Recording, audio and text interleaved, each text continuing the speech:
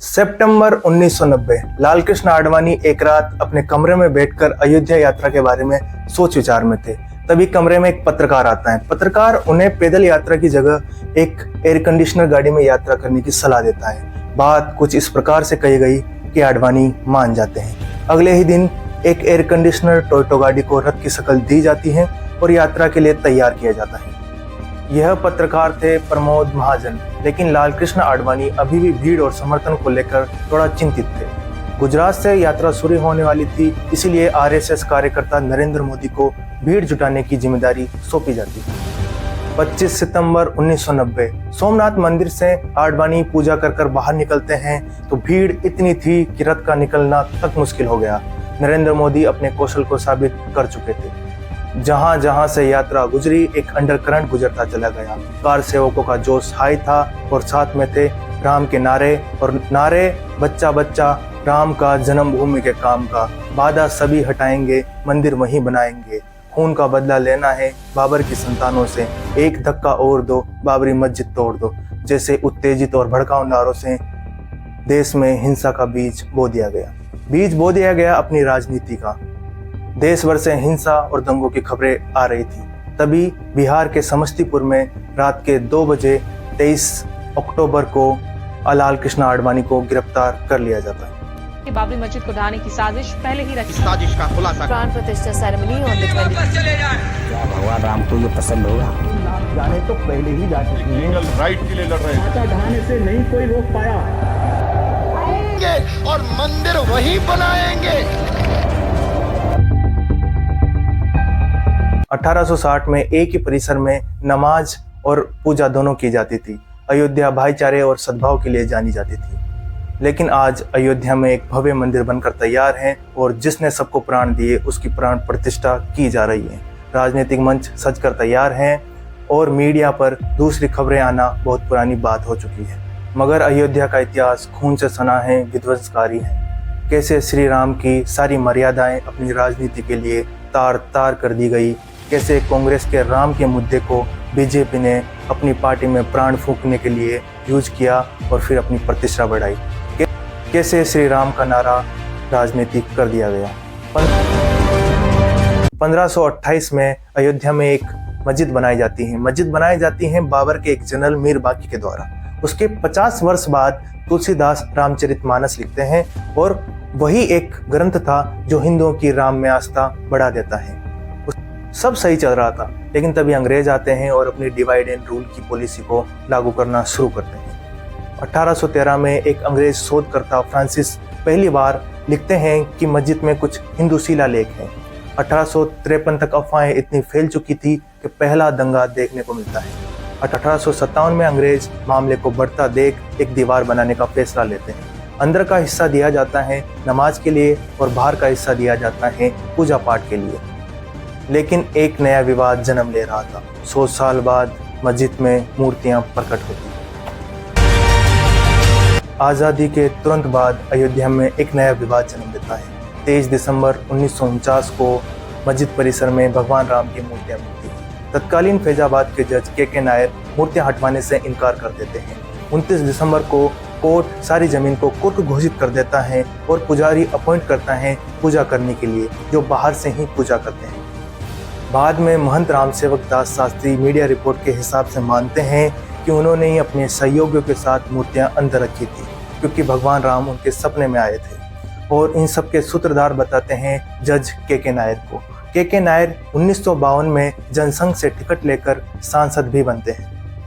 लगातार जनसंघ राम के मुद्दे पर राजनीति करता रहता है, लेकिन दिलचस्प बात यह है कि कांग्रेस के राजीव गांधी ही मंदिर आंदोलन को नई शक्ल देते हैं, नई ऊर्जा देते हैं।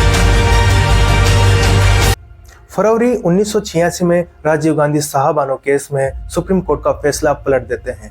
मुस्लिम कट्टरपंथियों को खुश करने के लिए कानून के माध्यम से मुस्लिम महिलाओं के हक छीन लिए जाते हैं। मुस्लिम तुष्टीकरण के आरोप झेल रहे राजीव गांधी हिंदुओं की भावनाओं को पहचान लेते हैं और 35 साल बाद बाबरी मस्जिद के ताले हिंदुओं के लिए खोल दिए जाते हैं।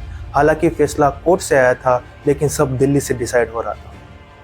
इसके विरोध में मुस्लिम पक्ष बाबरी मस्जिद एक्शन कमेटी का गठन करता है। विश्व हिंदू परिषद की एंट्री फिर से होती है और दोनों ही तरफ के कट्टरपंथियों में कहीं दंगे देखने को मिलते हैं। देश भर में 2500 से ज़्यादा लोग मारे जाते हैं। पिछले चुनाव में बीजेपी को मात्र 2 सीटें मिली थी। बीजेपी मुद्दों के अभाव से जूझ रही थी, तभी मुद्दा गढ़ा जाता है जो बीजेपी में प्राण फूंक देता है। विश्व हिंदू परिषद 1966 में मंदिर को पहली बार मुद्दा बनाता है। अशोक सिंघल जो कि संस्थापकों में से एक थे। 1989 में विश्व हिंदू परिषद के अकाउंटों को लेकर इनकम टैक्स एक समन जारी करता है। इनकम टैक्स को शक था कि पैसे का लेन देन बाहर से हो रहा है और चंदे के पैसे का हिसाब भी सही नहीं दिया गया। लेकिन 24 घंटे के अंदर ही इनकम टैक्स के डिप्टी कमिश्नर का तबादला दिल्ली से मद्रास कर दिया जाता है और उसके बाद उन्हें सस्पेंड कर दिया जाता है। उस समय केंद्र में वीपी सिंह की सरकार थी जो कि बीजेपी के समर्थन से चल रही थी। 7 अगस्त 1990 राजनीति करवटे रही थी। वीपी सिंह की सरकार मंडल कमीशन की सिफारिशों को मानते हुए 27% आरक्षण ओबीसी वर्ग को दे देती। इससे बीजेपी कश्मकश में पड़ जाती है और मंडल कमंडल की राजनीति को साधने के लिए राम मंदिर को फिर से मुद्दा बनाया जाता है। 25 सितंबर 1990 को लाल कृष्ण आडवाणी एक टोयोटा एयर कंडीशनर गाड़ी में अपनी श्री राम रथ यात्रा शुरू करते हैं। यात्रा करीब 10,000 किलोमीटर का सफर तय करते हुए 30 अक्टूबर को अयोध्या पहुंचने वाली थी। यात्रा को भरपूर समर्थन मिल रहा था। राम रथ यात्रा करीब 10 राज्यों से होती हुई गुजरी और रोज करीबन 300 किलोमीटर का सफर तय कर रही थी। उस दौरान आडवाणी तकरीबन 6 सभाएं रोज संबोधित कर रहे थे। यात्रा में खुले मंचों पर हथियार भेंट किए जा रहे थे। यात्रा के भाषणों और नारों ने देश में तनाव की स्थिति पैदा कर दी थी। देश भर में दंगे देखने को मिले, कहीं लोग मारे गए। लेकिन तभी 23 अक्टूबर 1990 को लाल कृष्ण आडवाणी को बिहार के समस्तीपुर जिले से गिरफ्तार कर लिया जाता है। कार सेवक नहीं रुकते। तय तारीख 30 अक्टूबर को वह अयोध्या पहुंचते हैं और मस्जिद को गिराने की कोशिश करते हैं।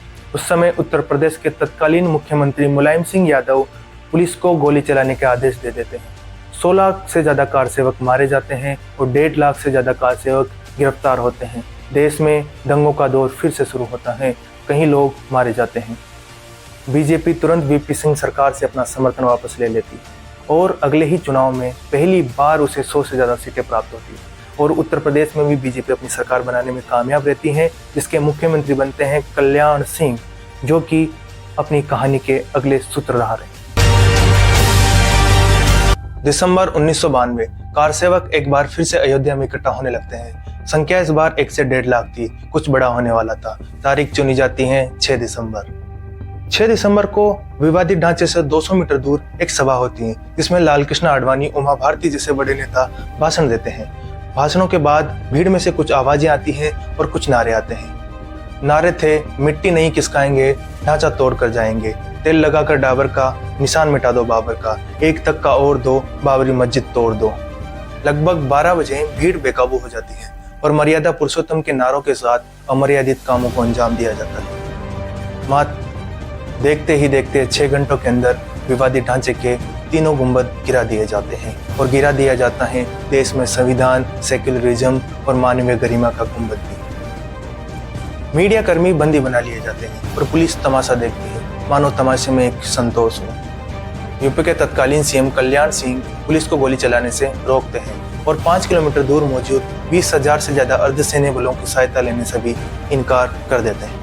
इनके लाखों कार से वो मौजूद हैं, उन पर गोली नहीं चलेगी, ये मेरा आदेश था और इसमें अधिकारियों का कोई कसूर नहीं है। अधिकारियों देश में दंगों का दौर फिर से शुरू होता है। हफ्ते भर में ही 1500 से ज्यादा लोग मार दिए जाते हैं।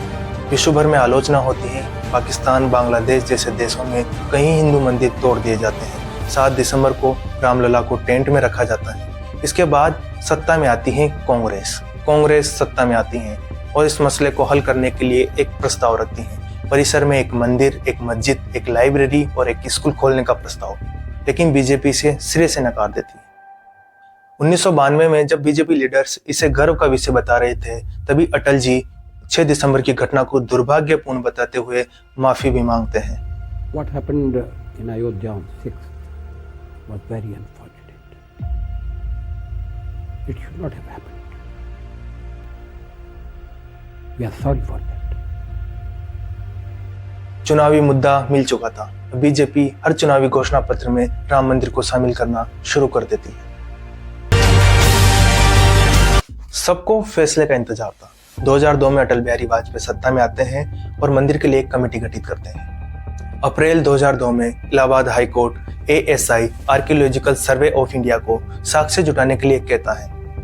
ASI अपनी रिपोर्ट में कहती है कि 12वीं शताब्दी में यहाँ हिंदू स्ट्रक्चर था और 1530 के आसपास मस्जिद के साक्ष्य मिलते हैं।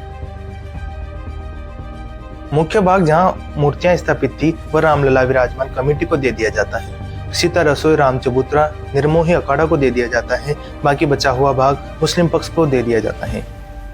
पर 9 मई 2011 को इलाहाबाद हाई कोर्ट के फैसले पर रोक लगा दी जाती है। 6 अगस्त 2019 सुप्रीम कोर्ट की 5 जजों की बेंच सुनवाई करने के लिए तैयार होती है। चीफ जस्टिस होते हैं रंजन गोगोई। 40 दिन में ही सुनवाई पूरी कर ली जाती है। 16 अक्टूबर को फैसला सुरक्षित रख लिया जाता है और 9 नवंबर 2019 को सुप्रीम कोर्ट एक ऐतिहासिक फैसला सुनाता है। इस फैसले पर इलाहाबाद हाई कोर्ट के फैसले को अनस्टेबल बताकर खारिज कर दिया जाता है। सुबह 10:30 बजे 1045 पेजों का यह फैसला 2.77 एकड़ जमीन रामलला विराजमान कमेटी को सौंप देता है और निर्मोही अखाड़ा का दावा खारिज कर देता है और आर्टिकल 142 का इस्तेमाल करते हुए अयोध्या में ही 5 एकड़ जमीन सुन्नी बोर्ड को देने के लिए केंद्र को आदेश देता है। सुप्रीम कोर्ट केंद्र को एक ट्रस्ट बनाने के लिए भी कहता है जिसका काम होगा मंदिर बनवाना। रंजन गोगोई फैसले के 4 महीने बाद ही बीजेपी की ओर से संसद सदस्य बन जाते हैं। केंद्र 13 मेंबर का एक ट्रस्ट बनाता है जिसका नाम है श्री राम जन्मभूमि तीर्थ क्षेत्र। इसके अध्यक्ष राम मंदिर के पुजारी महंत नित्या गोपाल दास जी हैं और RSS के चंपत राय को महासचिव बनाया जाता है।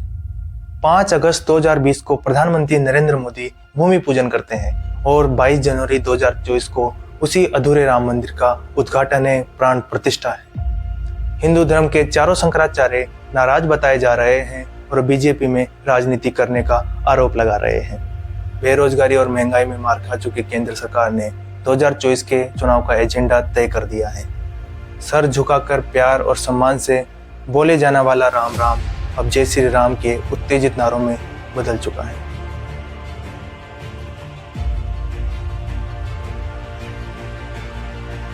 फिर भी राम आ रहे हैं। उम्मीद है वो हम सबके घर आए और हमें सद्बुद्धि दें। अगर आपने यहाँ तक वीडियो देखा तो आपका शुक्रिया। नमस्कार, मैं भास्कर।